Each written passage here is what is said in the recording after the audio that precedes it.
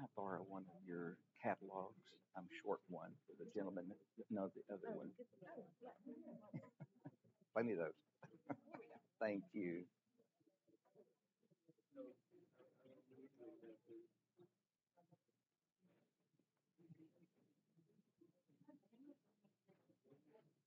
Yeah. Oh, I appreciate that. Thank you so right, much. Absolutely.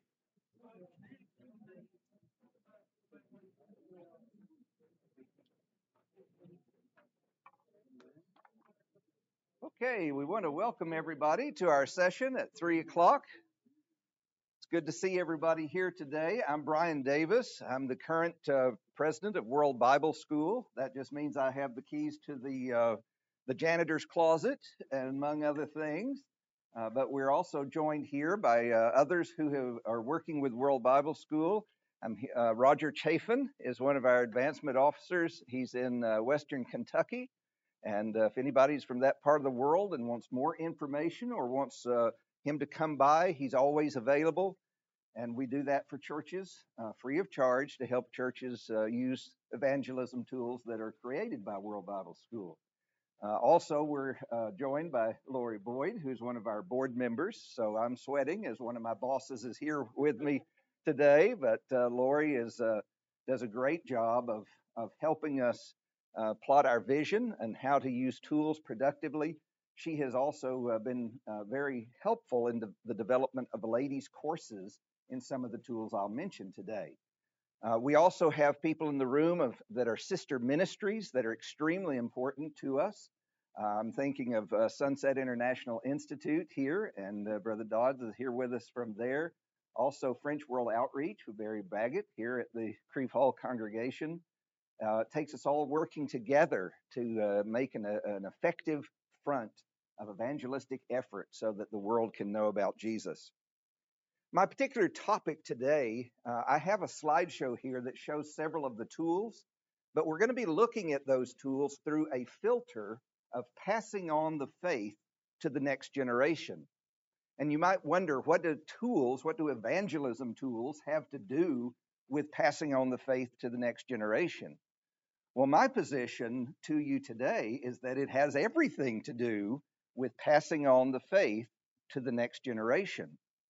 It is the exercise of evangelism that can help someone make the transition from growing up in a nurturing Christian family, sharing their parents' faith. And that's important, just as we saw Timothy did with his mother and grandmother, sharing the parents' faith.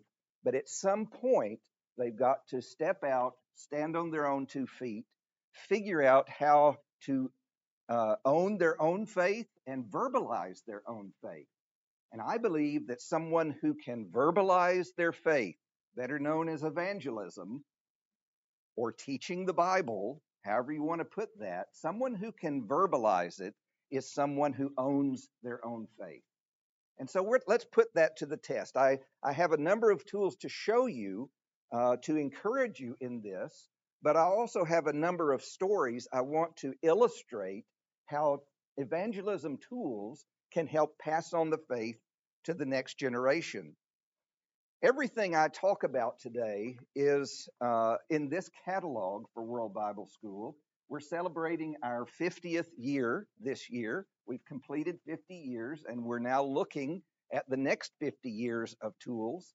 So any tool I mention, if it has great interest to you, you can go to it in the catalog.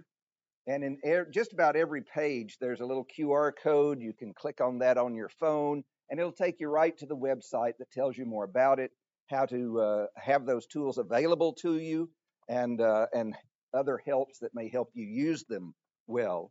The other thing I've passed out, I'll mention more about later, and that is our Action Magazine. You may, some of you in the Nashville area will be very familiar with African Christian Schools Foundation. This is Chad Wagner. It's another one of our great sister ministries that we work hand in glove with. And this was a recent trip to Nigeria that my wife and I were able to go on with Chad. And I'll mention some of that in our stories. This is going to be a little bit of a different class in that at any point you want to stop me and discuss in detail one of the points or one of the tools or one of the the propositions about how this can help you pass on the faith to the next generation, please feel free to do that. Raise your hand. If I don't notice you, Barry will call me down and say, pay attention, and then I will notice you and we'll have that discussion. But this can be an open conversation class.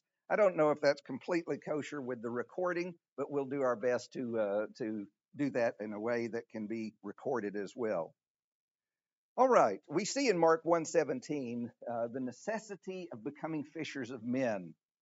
Now, when I say necessity, I believe that Jesus gave us the Great Commission as an exercise of the spiritual muscles that are required to build for a healthy Christian life. One of my elders that served as an elder over me as a missionary, my wife and I and our two boys, we served as missionaries in West, South, and Central Africa for about a 20-year time span. And during that time, we, of course, had to practice the Great Commission a great deal. And as missionaries, we study and we focus on sharing our faith across different cultures and have a great experience with that. Not always easy, not always fun, but a very important, joyous experience. As I'd mentioned, one of my elders, Dr. Everett Ferguson, he had taught us quite often as he shepherded us that there are three great works of the church. We see it in the Gospels, we see it in the book of Ephesians, where Jesus, as the gospel of the kingdom was proclaimed, it was proclaimed, the good news was proclaimed, the teaching of the church or the saved took place, and then the sick were ministered to, or benevolence. We often refer to this as evangelism, edification, and benevolence. So edification, doing for our spiritual family what needs to be done to have a healthy spiritual family. Benevolence, doing for those in need, whether they are in the family or outside of the family, but especially to those in the inside of the family. We do what we need to do there in order to reflect the very mission of Christ. But notice the third work, proclaiming of the gospel of the kingdom of God. Proclaiming that gospel is an equal work of the church that we need to be mindful of. Now, when I was growing up, a lot of people quite often said, you know, we all have different gifts. Some have gifts in this and some have gifts in that. And that's true.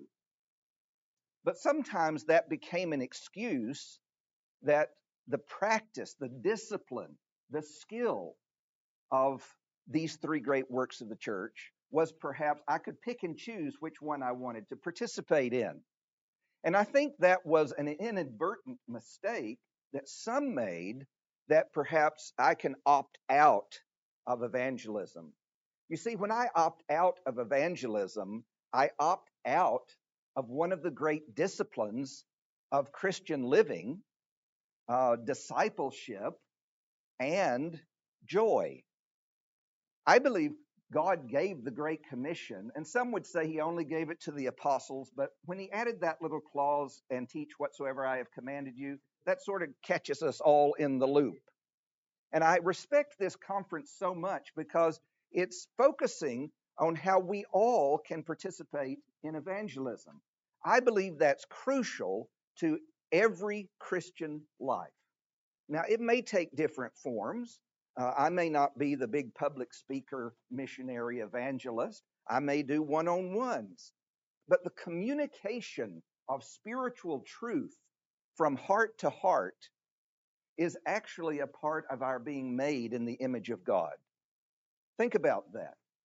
How are we different from the animal kingdom? We have the unique capacity to communicate spiritual reality that has been revealed to us from Creator God. I believe the Great Commission lays that burden on each of our shoulders to figure out how to live into the image of God and communicate spiritual truth to the people and the communities in which we live in which we go out to reach. And I believe that enriches our Christian life. It brings purpose to our Christian life, and it brings us some of the most profound joys in our Christian life. And because of that, I believe evangelism tools are crucial to passing the faith on to the next generation. Why would we not pass on to the next generation some of the greatest joys of Christian living?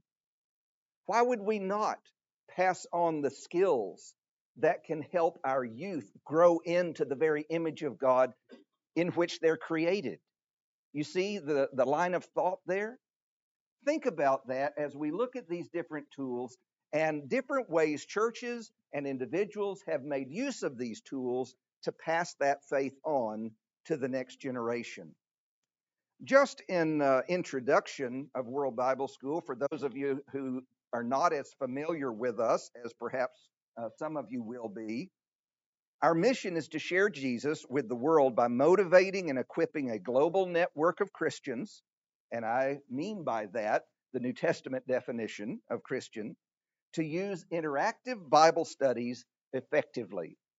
And that is what we're committed to, whether it be in being a fisher of men in a bygone era or in a developing country of the world, or being a fisher of men in the modern era or in a Western community or country. This is what we're committed to. And so World Bible School has actually been providing tools of evangelism for the Brotherhood for the last 50 years. It has had a major impact. The last year of 2022 and 2023, we set a goal for ourselves to advertise the opportunity for a free Bible study to as many people as we could possibly reach. And in our statistics, we estimate that we made that offer to over 14 million people. Now, in mass advertising circles, this is quite often doable because of a lot of the new tools and technologies that we have. But we do have an arm that reaches around the world. We also have statistics about what that kind of seed sowing produces. Some may say, well, anybody can quote advertising statistics of what's imagined of the people you can reach. But the more people who are offered a free Bible study equals the more people who have the opportunity to say yes. And so over 2022 and 2023, we have records in our offices of 1.6 million people signing up for paper postal studies. We have 299,000 people who registered on our online tools.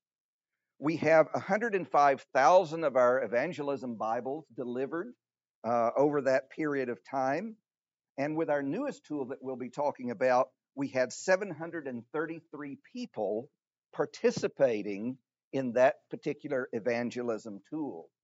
And so World Bible School does have tools that are making a broad impact in our life.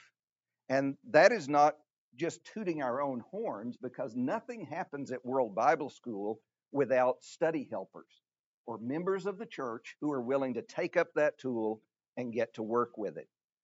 When I was growing up, my father would often ask me to help him in the garden, and he introduced me at an early age to a hoe.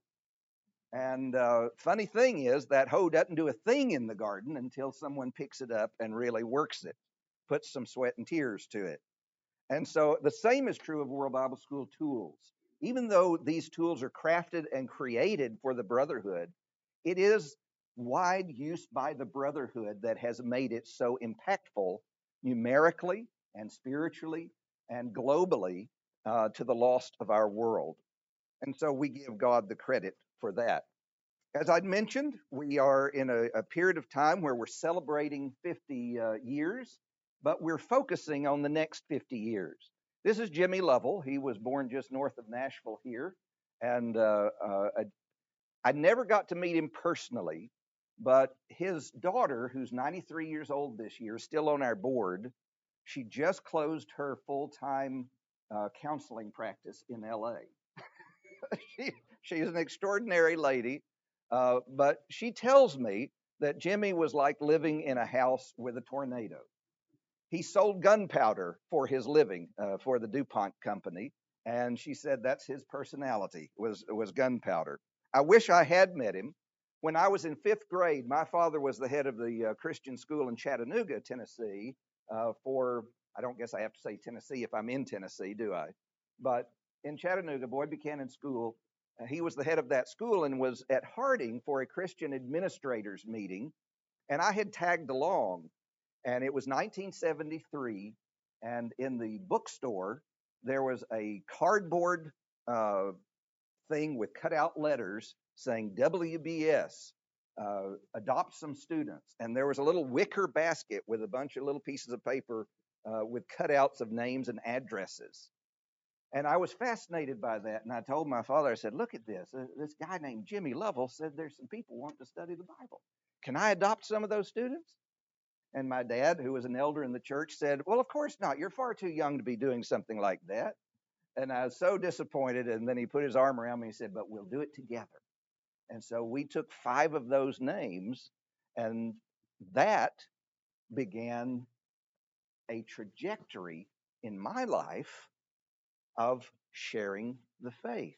It was something a father and a son could do together. Now, I've served as a missionary for 20 years, and I'm currently serving with World Bible School. I believe that exercise of evangelistic muscles had something to do with my life choices. And that's why I'm very energized about this topic today.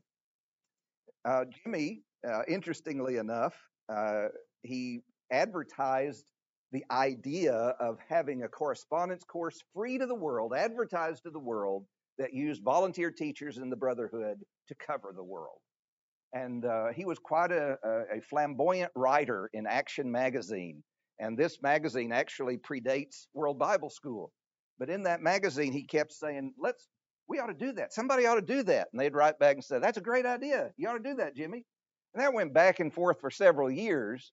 And finally, he asked Truett Adair, the chancellor currently at Sunset International, if he'd place an ad in the city of Lagos, Nigeria. And Truett said, yeah, I'll work that out. And Truett did work that out.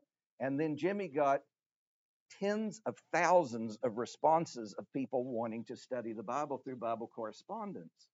There was only one problem. He didn't have a Bible correspondence course to send.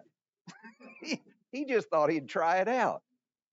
Well, in emergency mode, he went to the Lawrence Avenue Church of Christ, which is now the Concord Road Church of Christ, and said, y'all got any correspondence courses? And they said, well, yeah, we do, because you helped us send a lot of them to our military in Europe just after World War II.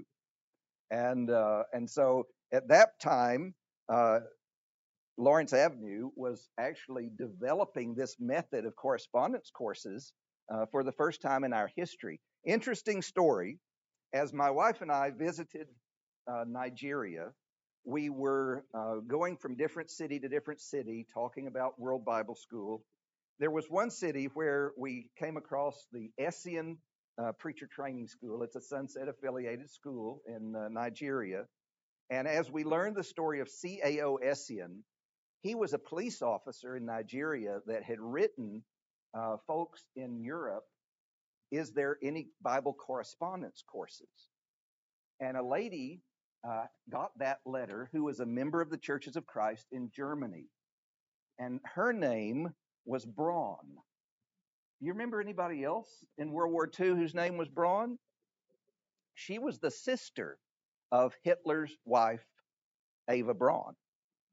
She had been converted to Christ and was a member of the church. She sent this correspondence course from Lawrence Avenue for military personnel to C.A.O. Essien. He obeyed the gospel, and all of the churches of Christ in Nigeria, which are now more numerous than numbers of congregations in the United States, started from that one correspondence course. That's the power of sharing our faith. And that kind of power is what our young people need to experience. Our young people are from a generation that is longing for authentic experience. They want to participate with God Almighty. Now, they are very capable of ingesting large amounts of information, but we need to help our young people actually walk with God as they share the faith and be firsthand witnesses of what God will do if we simply obey his plan. And so, CAO Essien started teaching the Bible, started planting churches, and that school is still there today. We were able to see his grave where a plaque tells this story where he's buried today. That was just amazing to see. So in 1973, uh, Jimmy Lovell, in a panic, started World Bible School. It's his headline: World Bible School, all church involvement, setting the church on fire. Well, he was definitely on fire because he started calling all his preacher friends saying, "Can you write a course? Can you write this course? Can you write another course?" And in short order, several preachers of the Brotherhood sent him courses, and that became our first Bible study series. Today, we have continued to grow and produce materials that are very up to date, current, modern, well written, well researched, full of scholarship, but written at about the fifth grade level in simple English so that the world will have an easy time studying. We also have these courses in French, in Portuguese, and in Spanish. Some of them have been translated into local vernaculars in different countries where missionaries write in and say, can I use this tool? Can I translate it? And we just send them a memorandum of understanding. And so they've been rolled out in the Xhosa language in South Africa, the Zulu language, the Russian language, and several other languages. Indonesia, the largest Muslim country on earth. Swahili, that's right. And so we're very pleased that these tools have been valued and put to use. We also have online studies and two new tools that I want to mention today: Ocean Bridge and Methodist, that meet specific needs that we're facing in our current environment. I want to, at this time, mention a story and a program that is an example of one congregation's use of World Bible School tools to pass on the faith to the next generation. Now, I'm an African missionary, so I have no clue what time of day it is. So I'm going until what? Whenever. I'm the last speaker of the day. Now, I've got to respect the time. 3:45, is that? Okay, we'll go something like that. The congregation that supported my family in the mission field, when it was time for me to bring my boys back to the States and put them into school, they went to Freed Hardeman, and one is now a youth and family minister in Kentucky, Paducah, Kentucky, with the Fawn, Adam Fawn, and the Central Church of Christ. Wonderful congregation. My youngest son is a senior at Freed Hardeman. And as we came back, our congregation that had supported us asked us to work in their ministry team in evangelism and missions. As I was there, my office was right across the hallway from the current youth minister. And the youth minister was one of these really energetic, he was one of those fellows, he walks into the room and you're just tired, you know. He just sucks all the energy out of the room. Energetic, vibrant, very strong personality fellow. And he said, I want to involve our young people in a mission work. And I said, really? Well, I'm a missionary. That really interests me. That'd be great. And he said, okay, here are our youth group's needs. We need a program that will help us not suffer from any jet lag. We need a program that will get us really excited. We need a program where they can fit it into their schedule in between cheerleader practice and football practice. And at some point I said, oh, wait a minute. Missions is not there in the Bible to meet our needs. The mission is what we accommodate to meet the needs of the lost. And that's a very critical thing that we need to grapple with as a brotherhood, especially as short-term missions are now a substantial part of churches' activities and what they support for missions and evangelism. Short-term missions can be very powerful, but we've got to make sure it's working in a biblical way. whenever I have a conference that I have anything to do with, I always ask Barry Baggett to be a part of our conference because he teaches these principles in ways that are so powerful and important for our brotherhood. And sometimes we get so excited about the needs that we have, we forget the orientation of this aspect of the work of the church.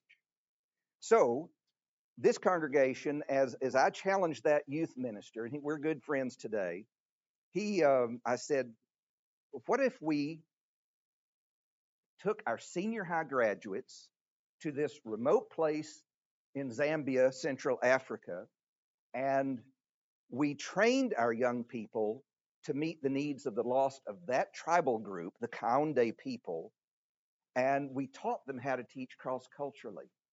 He said, "Whoa, that's crazy outside the comfort zone. I was thinking about building a house or just giving away some clothes."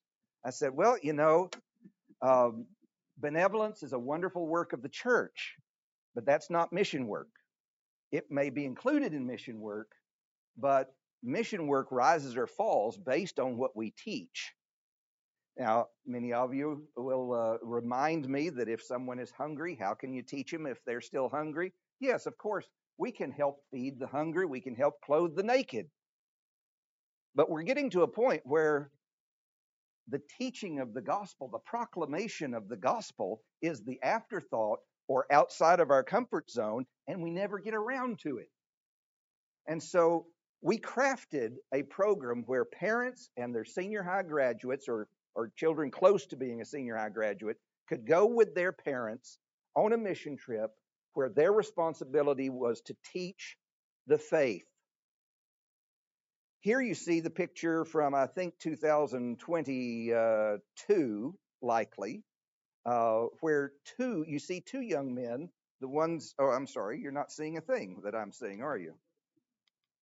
Okay, here we go. You see two men that are not blending well right there in the middle. Okay, this is the Kaonde tribe. It's a part of a church planting work of the Churches of Christ since 2005. And this is what they call a youth gospel meeting.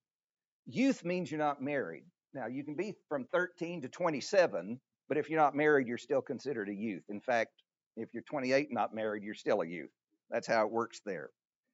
They have this gospel meeting for the some 25 congregations that have been planted in that work over the last few years since 2005.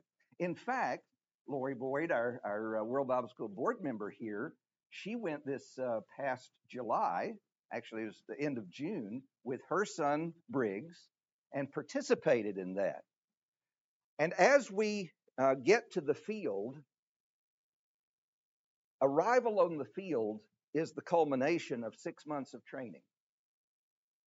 We built in the training because young people need to be trained to share the faith, to share it cross-culturally, to deal with when you are dropped in the middle of massive poverty. How do you handle that?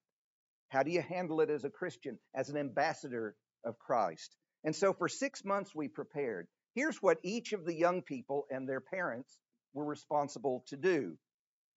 The church leaders in that area tell us which course they would like to study. They want to use World Bible School courses because everybody gets a booklet and they can read it at that level. And so they value those a great deal.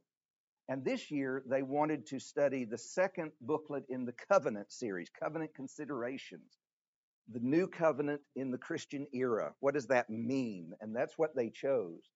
And so we divide up the courses for each parent, child, or each couple teaching together, men teaching the men, women teaching the women, and each teacher is responsible to prepare 16 hours of Bible class material and be able to teach it at the drop of a hat.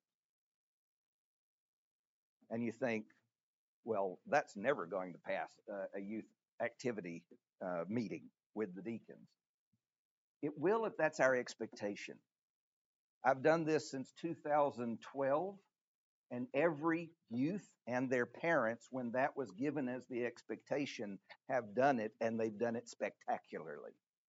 Now, when they get there to the field, they're feeling sick at their stomach because they're thinking, how on earth is this ever going to work? This is going to be tragic. And then I give a pep talk. And this year at the pep talk, I got some feedback. And the feedback was, well, you have trashed all my preparation. Your little pep talk has just trashed me, my emotions, and you've trashed my motivation. I said, well, you're welcome. But tomorrow morning it starts, and so we've got to be ready. And they rose to the occasion. Lori, I don't think you regret spending that investing in the life of your young son, because he just blossomed as a teacher of the word. Was that his first experience teaching formally? That's why evangelism is important to passing on the faith to the next generation. My son was on the, in fact, both of my sons, my oldest son and his new wife, and my youngest son and his new fiance, both got to come, and they were teaching, and it was helping my oldest son and his new wife form into a strong marriage as young people, based as a young Christian couple and their ministry of the word. My youngest son, he plans to be an astronaut and go to Mars, but he and his fiance, I told him the door knocking's great on Mars. You don't really have to worry about it. But going on this particular event helped him and his fiance decide, are we one in this spiritually? You see the important, when I say young people and the next generation, we need to pass it on to our young adults and our teenagers and our young children.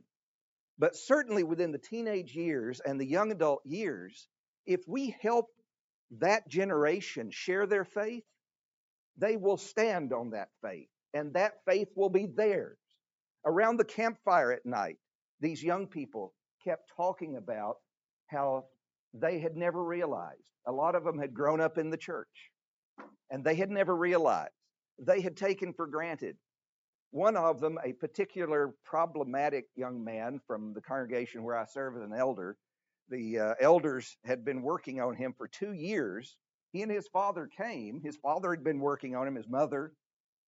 Well, we had not had a lot of success, but they came and they worked on their lessons together.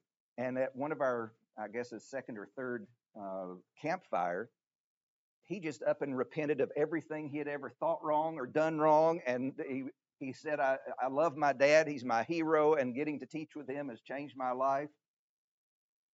And then we come home, and the next week he's going into the military. He'll be in the Marines. Don't you know his parents were glad he had that moment of reckoning before he went into the Marines?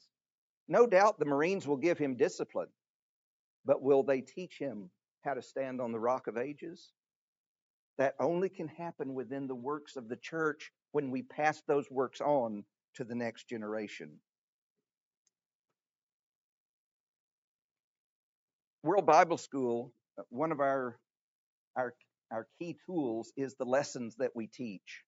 And great scholars of the church have worked hard to create these lessons in such a way that will reach people who know nothing about God or the Bible, all the way to the person who has grown up within mass confusion of denominationalism and the Bible's all tangled up. Well, these are important lessons, because if young people learn to teach these lessons, then they actually are learning to verbalize how to teach others the faith once and for all delivered. And that's a crucial element within passing on the faith to the next generation. You'll notice that one of the center courses, there's 7 courses in our basic course, but the center of that is knowing Jesus. And so how you teach truth while maintaining the centrality of Christ and the motivation of loving the Savior first, and thus caring about the doctrines he teaches, about Christian living, about moral living, about ethical living, and about being a spiritual family, that you can't be a loner in Christ. It comes as one with being a part of a spiritual family, the church? How do you settle those thoughts in your own mind, and then how do you tell it to someone else? And so these can be powerful helps in passing it on. Now, a few years ago, we realized that a whole new world was opening up with online tools, and so we have invested heavily in the last 10 years on paralleling everything we were doing in postal with online. And one of the reasons we did this was because uh, in America, this is how the next generation is communicating. These are the tools they're familiar with. You might like paper and scotch tape and pencils. I do, but a whole lot of people do things this way now. Well, we need evangelism tools to equip them to do it that way. In fact, of the 200 and what did I say, 255,000 studies that were signed up for online in 2022 and 2023, more than 80% of those students were from the United States and Canada. Isn't that exciting? There are ways to reach into our community, and there's effective tools that will help us do it.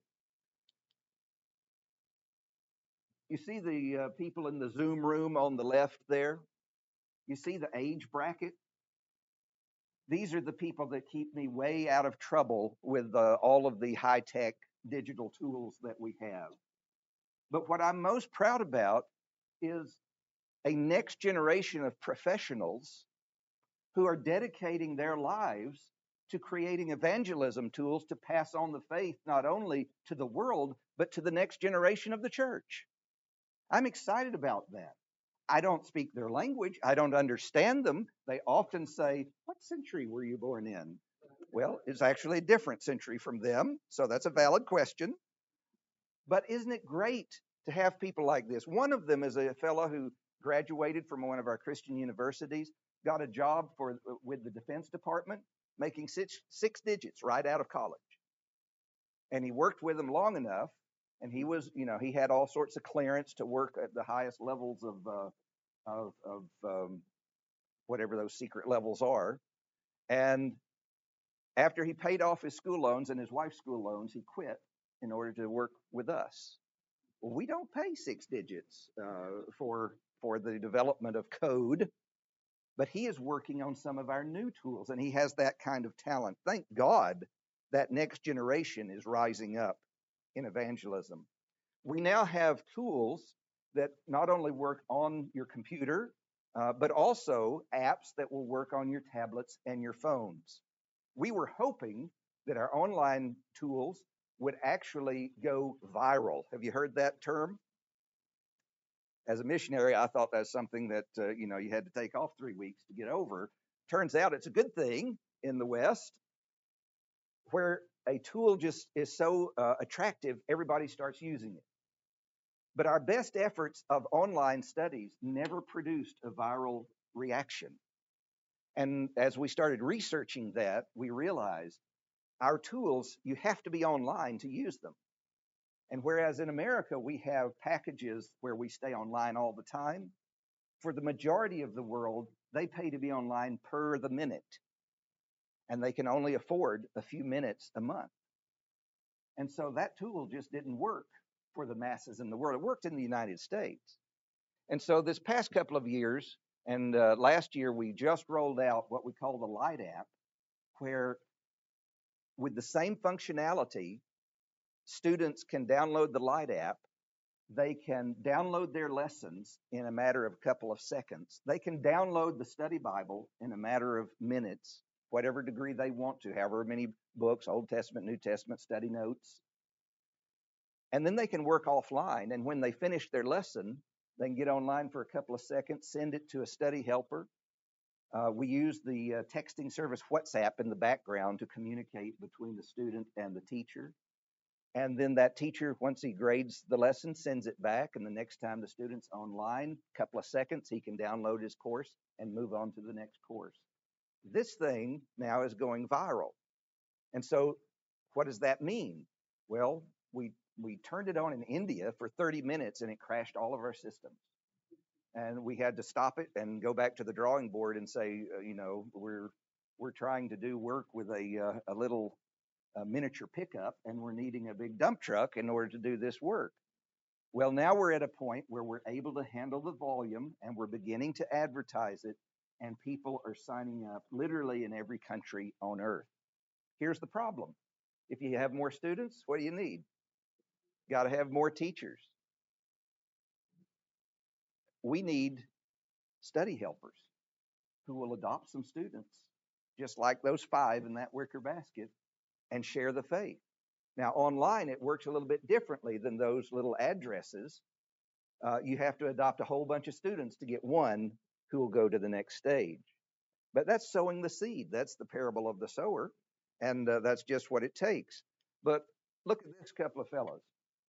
These fellows are in the farthest region of Zambia, in the most remote area, no electricity, no running water, no post office, but there are cell phones.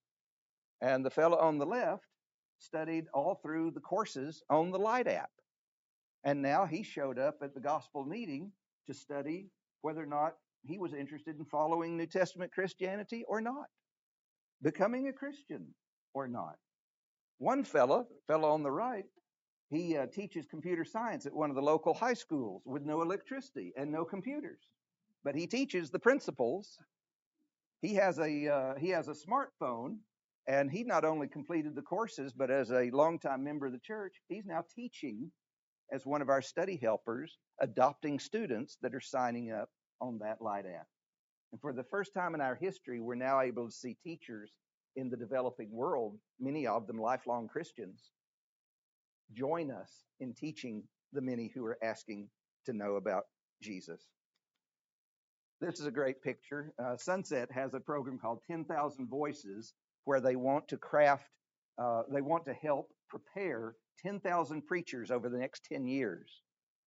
And in doing so, they needed to find a way that would channel more students to their schools. And so a friend, a member of the church in Alabama, contacted us both and said, what if this could happen and you could use this together and work these two things together? And so as of this year, we now offer the first year of ministry training on that Light app, on the full app, on the World Bible School digital tools, so that anyone who completes the World Bible School basic course is then eligible to sign up for the Sunset International Preaching Training, where teachers will continue to teach them. Teachers at Sunset will monitor their progress, but it's a funnel.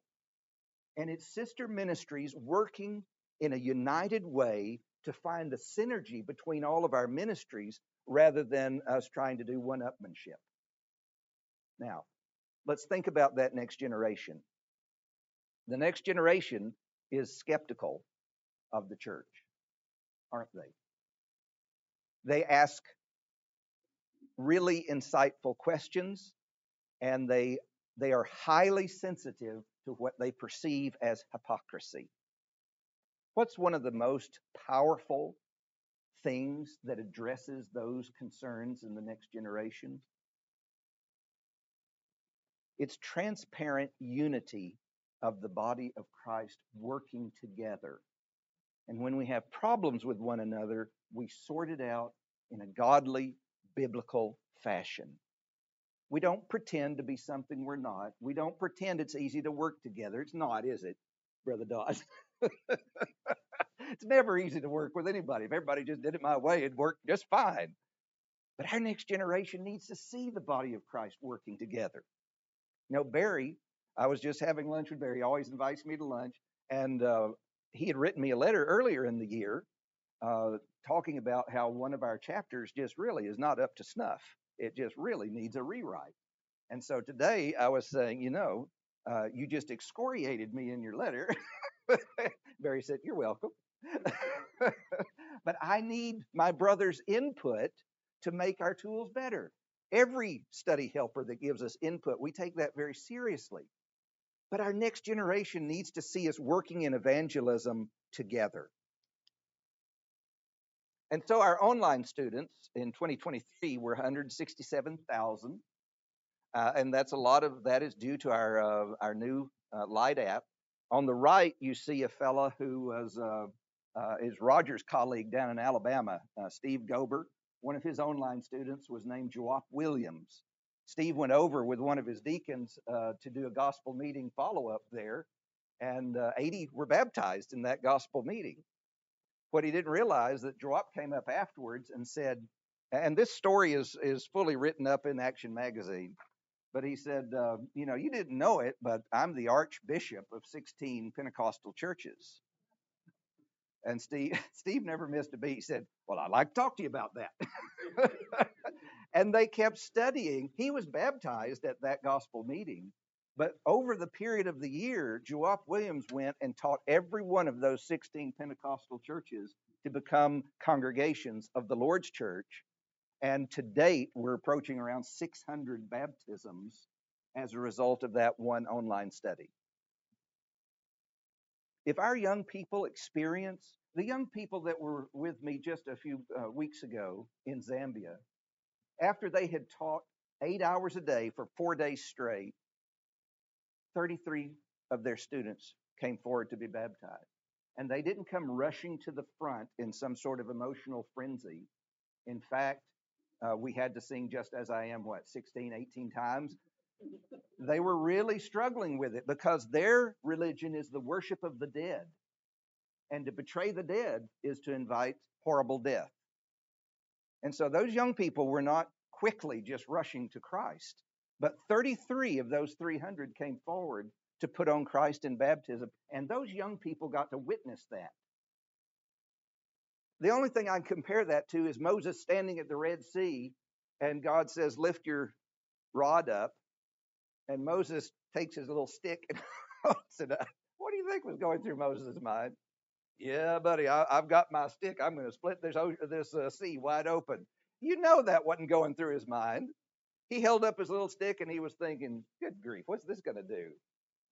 But if you obey God, you get to witness what God does in lives around you. And it's far more difficult to change a heart than it is to part the Red Sea.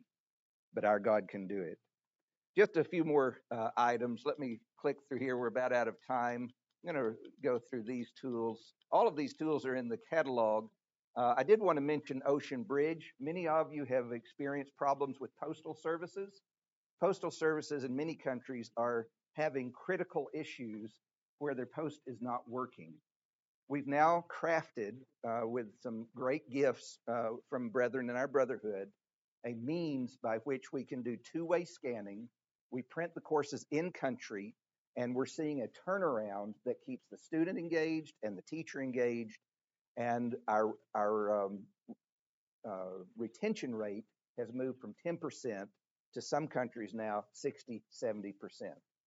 Our biggest problem now is we have to figure out how to organize for baptisms quickly, whereas in the past we had all the time in the world. That's a great problem to have. So if you need help with that program, people like Roger, go to our booth down in the booth area, and we'll talk to you about that specifically. This is a great. Is your picture in there? Oh, sorry. This is your name again is Mary. Mary Sue. This is Mary Sue's group. They teach this way, and is it going well? That's fantastic. Uh, I seem to be dead in the water. Time ran out. There you go. This is Concord Road Church of Christ. Their World Bible School program was going so well. They had so many people so many lessons to grade. They had to bring in their youth group to grade once a month on Wednesday nights. That's passing the faith on to the next generation. That will make a difference in their lives. This tool, Methetis, is one that is designed to allow people to study in groups. Everything in World Bible School to date has been one-on-one. Methetis allows them to study in groups like a Facebook chat where everyone's talking to each other and you're reading the texts and you're able to study together. It's video-based. I'd encourage you to check this out because these are the partner ministries that we're working with in that tool who are providing content for people to continue studying who Jesus is, especially a generation that is becoming more secular, more cynical, really struggling with faith. These are written specifically to them. And so these co-authors, you see Lori is one who's helped us with some ladies' studies, Ripple of Light, Apologetics Press, um, Dan Winkler, Evangelism University, great partners providing content on this, and we hope this will be a great tool for them. Well, I need to leave it there. I'll stick around afterwards if you have any questions.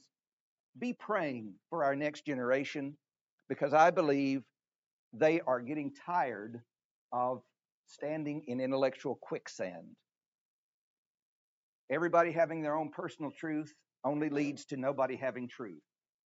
I think they're looking for a rock on which to stand. And when we help them stand on that rock, they're going to be a force for proclaiming Christ to the rest of the world. God bless you. Thank you for being here.